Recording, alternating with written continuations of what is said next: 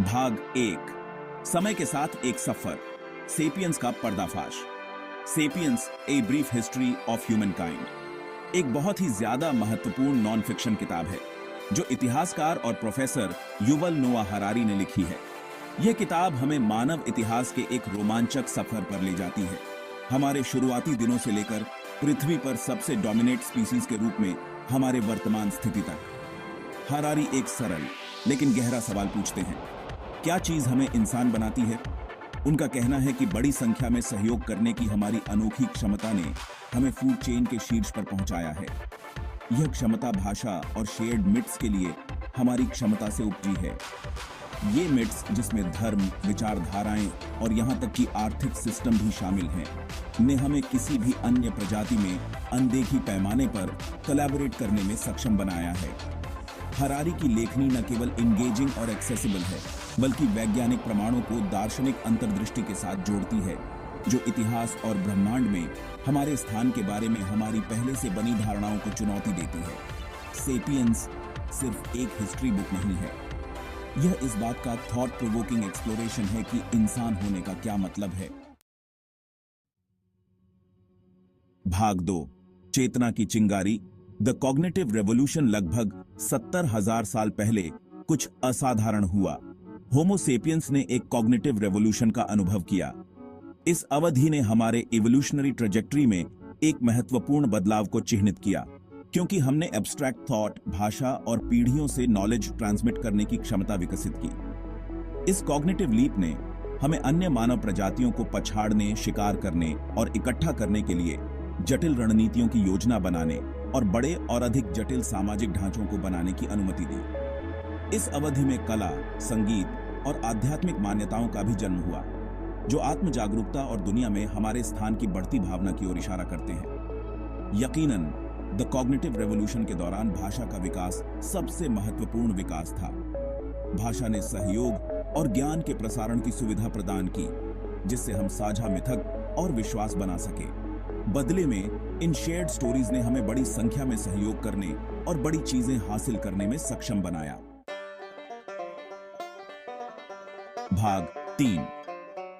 शिकारी से किसान तक, द एग्रीकल्चरल रेवोल्यूशन। सहस्राब्दियों तक मनुष्य शिकारी संग्रहकर्ता के रूप में रहे। फिर लगभग 10,000 साल पहले सब कुछ बदल गया। द एग्रीकल्चरल रेवोल्यूशन ने मानव इतिहास में एक गहरा बदलाव लाया। हमने फसलों की खेती और जानवरों को पालतू बनाना शुरू कर दिया। इस साधारण से दिखने वाले बदलाव के दूरगामी परिणाम हुए। कृषि ने अधिशेष भोजन के उत्पादन की अनुमति दी, जिससे जनसंख्या वृद्धि हुई। गांव नगरों में विकसित हुए और नगर शहरों में। द एग्रीकल्चरल रेवोल्यूशन हमारे इतिहास में एक महत्वपूर्ण क्षण बना हुआ है। भाग 4। मिथक, साम्राज्य और विश्वास की शक्ति। सेपियंस में सबसे दिलचस्प तर्कों में से एक शेयर्ड मिथ्स की शक्ति है। हरारी का तर्क है कि राष्ट्रों, धर्मों और धन जैसे सामूहिक कल्पनाओं में विश्वास करने की हमारी क्षमता ही हमें वास्तव में अलग करती है। ये साझा विश्वास, हालांकि अमूर्त हैं, मानव इतिहास के पाठ्यक्रम को आकार देते हैं। साझा विचारधाराओं के आधार पर साम्राज्यों का उत्थान और पतन हुआ। धर्मों ने एक कॉमन बैनर तले विशाल आबादी को एकजुट किया। पैसा, विनिमय की एक विशुद्ध रूप से वैचारिक प्रणाली, ने वैश्विक व्यापार और वाणिज्य की सुविधा प्रदान की। इन शेयर्ड मिट्स ने मनुष्यों को बेहतर या बदतर के लिए अभूतपूर्व संख्या में सहयोग करने की अनुमति दी। हरारी हमें उन मिथकों की जांच करने की चुनौती देते हैं जो हमारे जीवन को नियंत्रित करते हैं।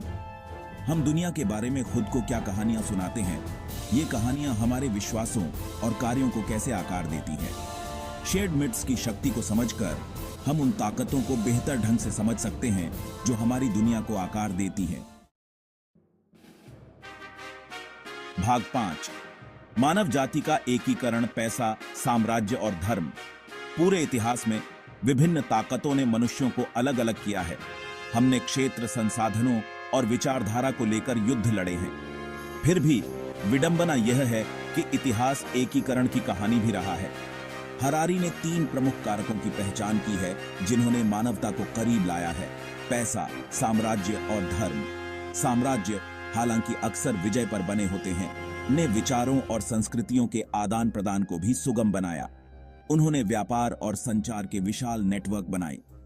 धर्म अपनी सार्वभौमिक आकांक्षाओं के साथ महाद्वीपों में फैल गए विविध आबादी को एक साझा विश्वास के तहत जोड़ते हैं।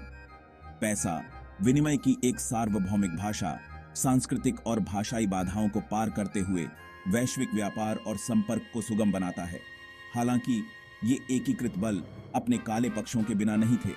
साम्राज्य अक्सर क्रूर और शोषक थे। धर्म का इस्तेमाल अक्सर हिंसा और उत्पीड़न को सही ठहराने के लिए किया जाता था।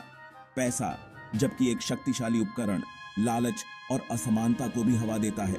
फिर भी इन ताकतों ने आज हम जिस इंटरकनेक्टेड दुनिया में रहते हैं उसे आकार देने में महत्वपूर्ण भूमिका निभाई है।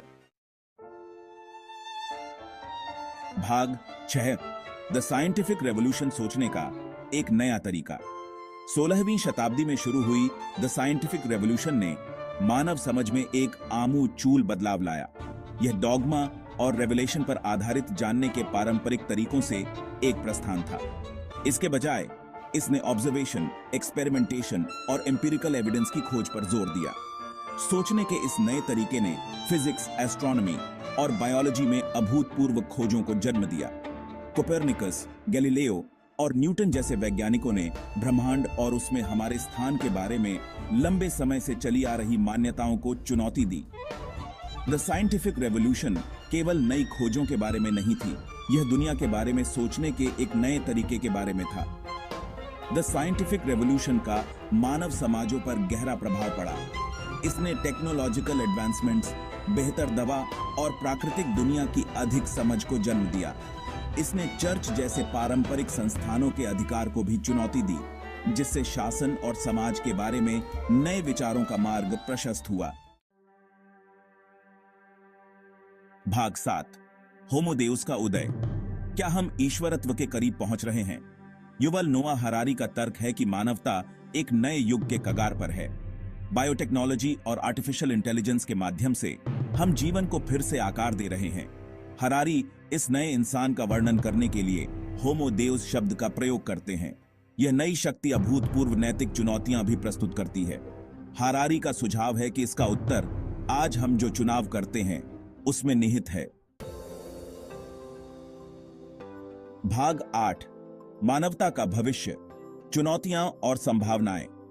सेपियंस मानवता के सामने आने वाली चुनौतियों से पीछे नहीं हटता है। जलवायु परिवर्तन, परमाणु प्रसार और सामाजिक असमानता कुछ ऐसी ही अस्तित्वगत चुनौतियां हैं जिनका हम सामना करते हैं। हरारी का तर्क है कि वैश्विक स्तर पर सहयोग करने की हमारी क्षमता हमारे भाग्य का निर्धारण करेगी। हालांकि हरारी हमें यह भी याद दिलाते हैं कि इंसान महान कार्य करने में सक्षम है। इन चुनौतियों को दूर करने के लिए हमारे पास प्रतिभा और करुणा की क्षमता है। भविष्य पूर्व निर्धारित नहीं है, यह उन विकल्पों से आकार लेता है जो हम व्यक्तिगत और सामूहिक रूप से करते हैं। हरारी हमसे आग्रह करते हैं कि हम भविष्य को सावधानी और आशावाद दोनों के साथ देखें। हमें अपनी टेक्नोलॉजिकल एडवांसमेंट्स के संभावित नुकसानों को स्वीकार करना चाहिए, साथ ही साथ अच्छे के लिए उनकी शक्ति का उपयोग करना चाहिए। हरारी का सुझाव है कि मानवता का भविष्य कोई फोरगन कंक्लूजन नहीं है, यह एक कहानी है जिसे अभी लिखा जाना है। भाग 9, 21वीं सदी में सेपियंस का महत्व। सेपियंस बहुत महत्व की किताब है, खासकर 21वीं सदी में। तीव्र टेक्नोलॉजिकल एडवांसमेंट और वैश्वीकरण के युग में हमारे अतीत को समझना पहले से कहीं अधिक महत्वपूर्ण है। हरारी की किताब उन ताकतों को समझने के लिए एक रूपरेखा प्रदान करती है जिन्होंने हमारी दुनिया को आकार दिया है और आज हम जिन चुनौतियों का सामना कर रहे हैं। अपने अतीत का परीक्षण करके हम अपने वर्तमान और भविष्य में अंतर्दृष्टि प्राप्त कर सकते हैं। हम अपने पूर्वजों की गलतियों से सीख सकते हैं और आगे आने वाली चुनौतियों के बारे में अधिक जानकारीपूर्ण निर्णय ले सकते हैं। सेपियंस कार्रवाई के लिए एक आह्वान है, हमसे अपनी प्रजातियों और उस ग्रह के भविष्य की जिम्मेदारी लेने का आग्रह करता है जिसमें हम रहते हैं। अक्सर अंतर से विभाजित दुनिया में सेपियंस हमें हमारी साझा मानवता की याद दिलाता है। यह उन कॉमन थ्रेड्स पर प्रकाश डालता है जो हमें समय और संस्कृति से जोड़ते हैं। अपने साझा इतिहास को समझकर हम सभी के लिए अधिक न्यायसंगत और टिकाऊ भविष्य का निर्माण कर सकते हैं। भाग 10, एक अंतिम प्रतिबिंब, ग्रैंड कथा में हमारा स्थान। सेपियंस पाठकों को मानव इतिहास की विशालता पर विस्मय और आश्चर्य की भावना के साथ छोड़ देता है। हमारे कार्यों का ग्रह और उसके निवासियों पर गहरा प्रभाव पड़ा है। भविष्य पूर्व निर्धारित नहीं है, यह उन विकल्पों से आकार लेता है जो हम आज करते हैं। यह इस बात का दार्शनिक एक्सप्लोरेशन है कि इंसान होने का क्या अर्थ है।